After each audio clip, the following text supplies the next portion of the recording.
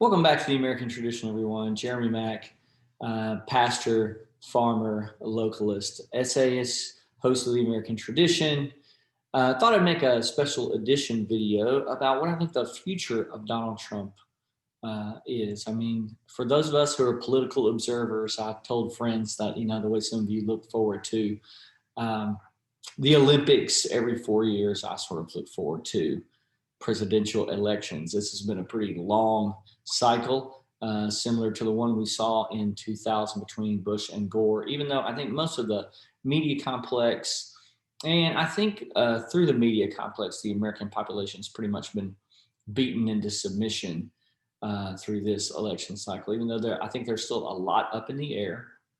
And I think there's still the possibility of some fireworks on January the 6th. I personally, since the election, like since the morning of, and I got up and I saw the vote dumps and I saw the totals, began to sort of situate myself for a Joe Biden presidency. Not a huge fan of the current president.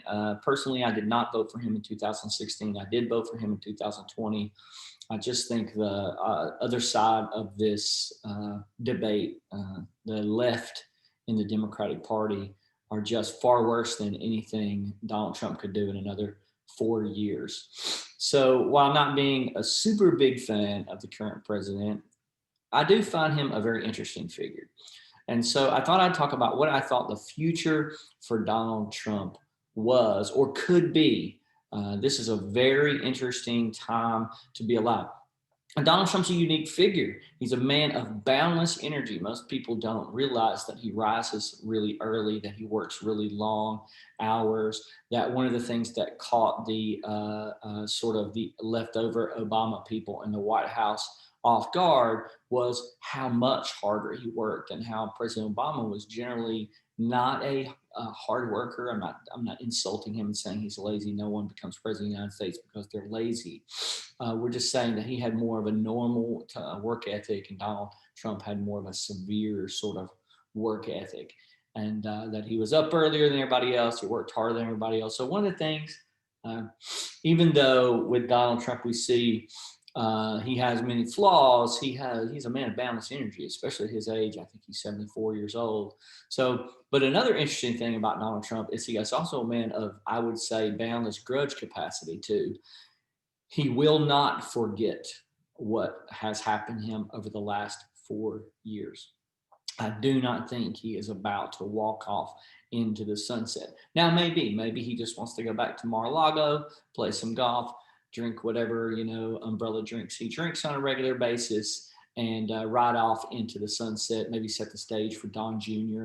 for a 2024 run. I mean, none of those things are outside of the scope of possibility. But I do want to put forward there is another possibility on the horizon that I don't think a lot of people have considered, and that I think has the capacity to be the direction that he goes. So I expect on January 6th, I do not expect the sort of fireworks that much of the I don't know, the conspiracy oriented conservative media generally is proposing out there. I keep up with those things, but I just don't think there's a lot of moral courage in the Republican Party or in the conservative movement in general. I've just been watching this for a long time. I don't think we have the moral courage to save ourselves by actually investigating these things. And I think it's sort of like we don't really want to find out how deep the rabbit hole goes. And I think that Donald Trump pulled the curtain back on sort of those mechanisms about as much as the Republican Party itself can tolerate, and frankly, about as much as I think the average American can tolerate as well. I think there's a certain amount of things that we just don't really want to know, we don't really want to think about, we don't really want to see. And so going further into the election fraud thing, I'm just not sure people have the attention span and the mental capacity and the emotional strength it would take as a nation to undertake, this kind of thing, and the risk, that associates with it. So I don't expect anything to really change, and I expect January the 20th to roll around and for Joe Biden to be inaugurated. But what I also expect to happen on January 20th is for Donald Trump to announce his presidency or his run for the presidency again in 2024. And here's the monkey wrench I would like to throw into the thought processes that everybody's going through right now. I think there's a possibility, especially when you consider that Donald Trump doesn't have a great deal of respect for the country club Republicans, which I don't either, and I don't blame him. So I think he feels generally abandoned by Mitch McConnell and the Republican leadership. Sure, there's been some overtures of, we're behind you, Mr. President. But I think you can really see through those things there. Most of the Republicans are about the country club guys, the guys who are running the party before 2016 are just super happy to see him go away. And so I think that there's a possibility that he announces that he's going to run for president on January the 20th, but he's not going to run as a Republican. He's going to form his own political party. And back a few weeks ago, there was a meeting in the Oval Office, which his social media person took like a picture of the people that was in the room and said, man, like big things are happening. And then later on that day, they pulled that down and didn't go forward with that anymore. And a lot of people thought it was about elections. Well, here's what I thought it was about. I thought it was a planning session for beginning a new party. I don't know what the party would be called, the MAGA party, Make America Great Again party. And somebody may say, well, that, third parties never work. And I will say to you, look, we had in 1991 a legitimate third party run under Ross Perot, another billionaire guy, another sort of populist guy. But the America wasn't as far down this road as we are now. So at that point in time, there was still union allegiance to the Democratic Party. So lock, stock, and barrel. I mean, these guys marched in absolute. You couldn't get a union man to vote for a Republican if you had put a gun to his children's head.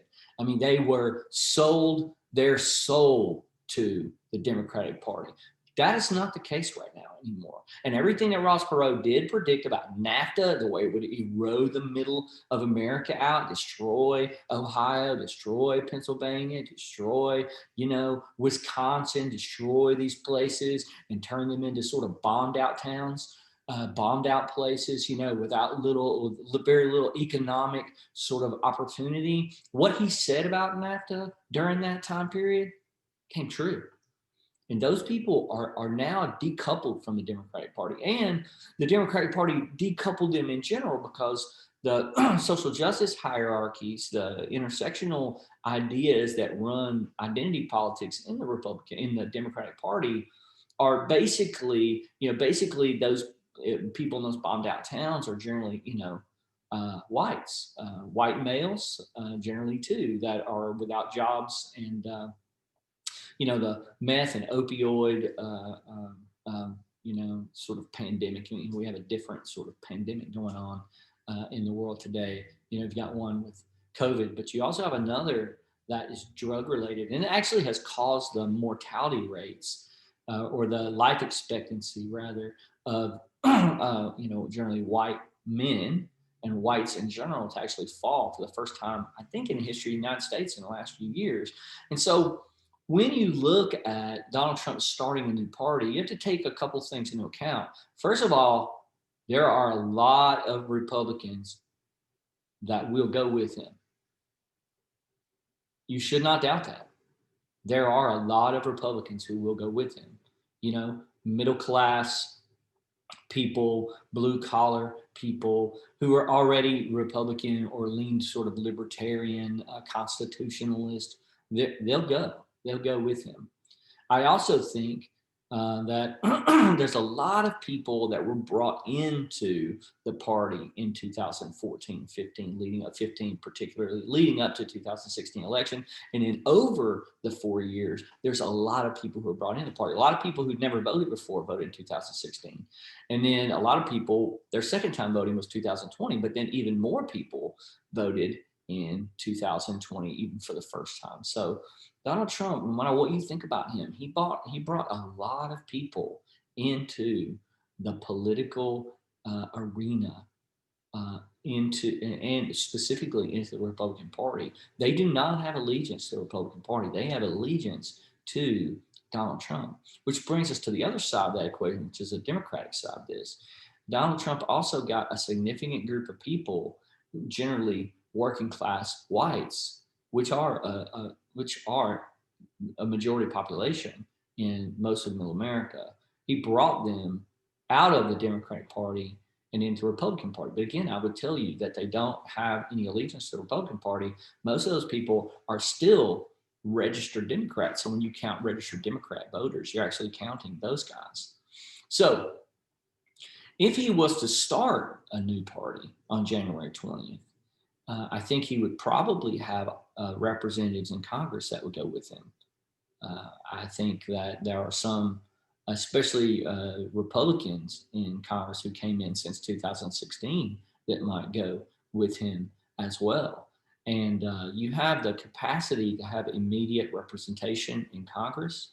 I don't know that there are any senators that would go. The Senate is basically, it's pretty much country club Republicans, with the exception of a few guys, Rand Paul, Mike Lee sometimes, but he has a lot of tech. He gives a lot of support to big tech, and has flown a lot of cover for them. So Mike Lee, while he looks like an outsider, a lot of times is not always an outsider. Ted Cruz, I think Ted Cruz has presidential aspirations still. I don't think he's going to leave the Republican Party. So I just don't see a Senate candidate or a senator or sitting senator leaving. But I do believe you'll have some congressmen sitting. So here's the really important thing, is that Donald Trump can do what Ross Perot could never do. See, Ross Perot got Bill Clinton elected because all of the votes that he moved into his category were literally out of the Republican column. That will not be the case with Donald Trump. He will move Republicans and Democrats out of both those columns. And should he form a new party, he has the capacity to be a kingmaker. Do I think he could probably win under a third party? I'm not sure. I think if the Republicans didn't field a candidate, got behind him, you'd have to have two. That's the thing about kingmaker kind of stuff, is he may not could win the presidency again, but he could determine who the Republicans chose. And if the Republicans chose somebody that he didn't want to be chosen, he literally could withdraw his support from them, field their own candidate within a MAGA party, and the Republicans could never be elected to anything again in your lifetime. It could be devastating to the Republican Party, but you should also think how devastating it could be to the Democratic Party, because should he align with the Republican Party and pull all those union guys and all those middle-class whites out of middle America and into his party, then also too, that would be very damaging to the Democratic Party as well. And there's also a ton of African Americans. He got the highest percentage of African Americans, I think, since maybe Lincoln. Since Lincoln. That's a lot. That's a lot. Even though it's a small percentage, I think it's some 15, 16, 17%. I didn't really study the percentages on it. I know he broke single digits, which was a big deal among conservatives.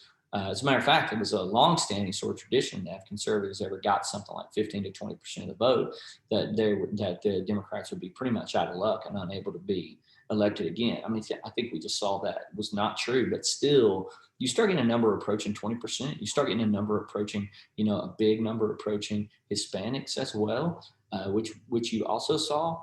Again, Hispanics and African Americans don't have any allegiance to the Republican Party. Their allegiances in the past have been to the Democratic Party, but more and more and more, identity politics and the bashing of the United States continues to disconnect people from their party. So I think a Make America Great Party, again, has the capacity to become a legitimate, viable third party. Maybe for the first time since the Civil War, you would have a legitimate third party that would have staying power, that would have the ability to have finances, to be able to run actual candidates, to be able to field candidates of quality, to be able to make the cut on national elections. Guys, that's a huge deal. No matter what you think about Donald Trump, he has totally changed totally changed American elections. And should he form a third party on January 20th? And should he be holding those cards behind his back, close to his vest? Man, that would be probably the biggest development, political development in 100 years. That, it would be huge. Maybe I'm overstating, but you get the point. It would be really huge. Now, another piece of the puzzle here I'd like to just point out too before I sign off, and this will be a lesser point, but still another point to be made is I don't think Donald Trump is going to forgive Fox either for that just abysmal, traitorous sounding election night coverage they gave. I mean, I didn't watch election night coverage until about 11 o'clock. I keep up with things through different venues.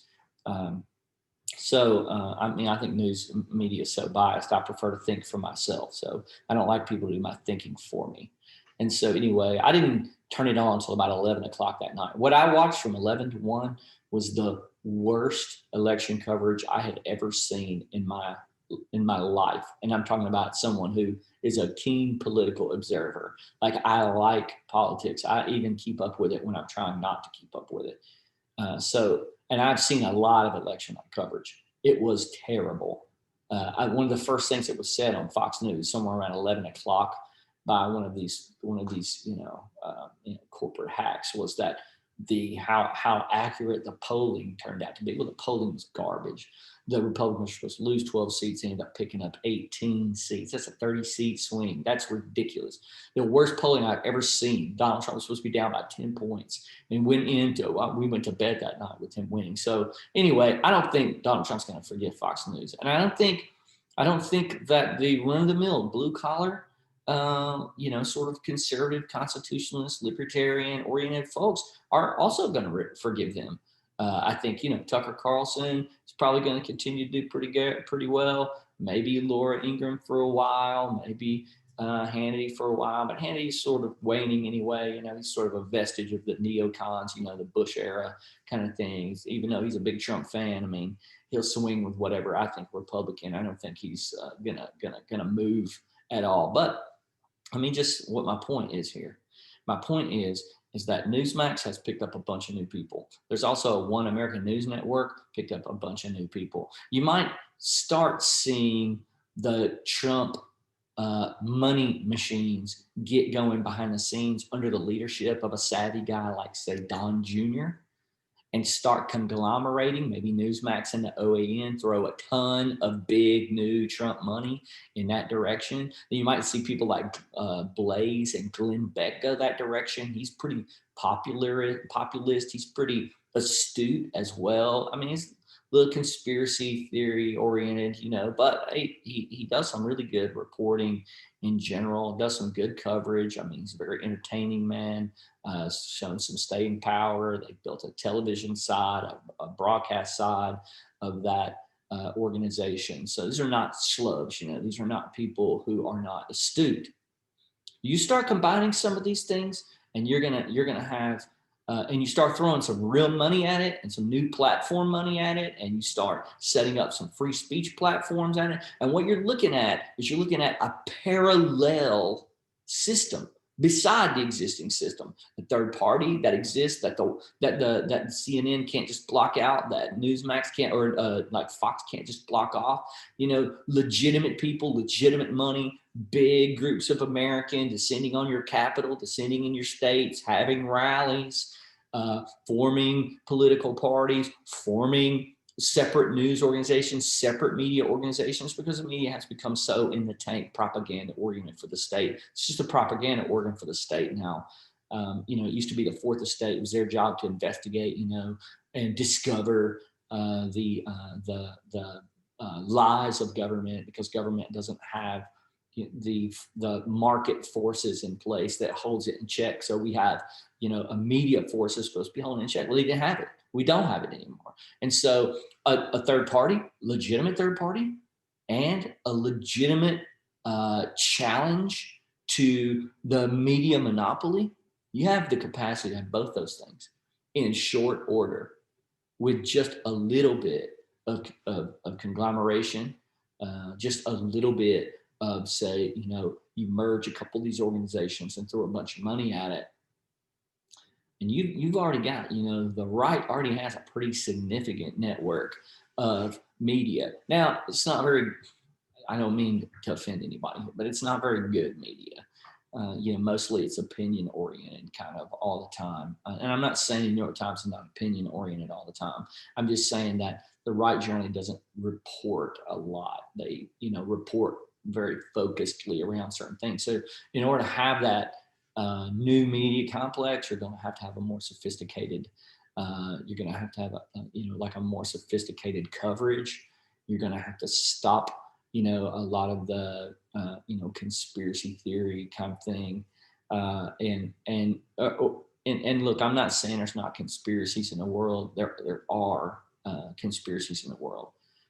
But you have to choose very carefully to focus on some of the ones that are legitimate, like the World Economic Forum and Great Reset material, for instance. So people really need to be reporting on what some of these world governments or world governmental organizations and sort of big world entities that are creating NGOs. People need to really be reporting on what they're saying, what they're doing, what they claim they want.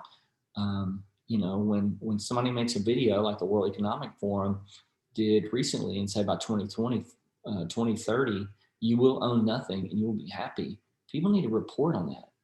That's exactly what Stalin told the people of Russia, the Bolshevik Revolution in 1917. You will own nothing and you will be happy. That's exactly the same message that we received from communist uprisings in the 20th century.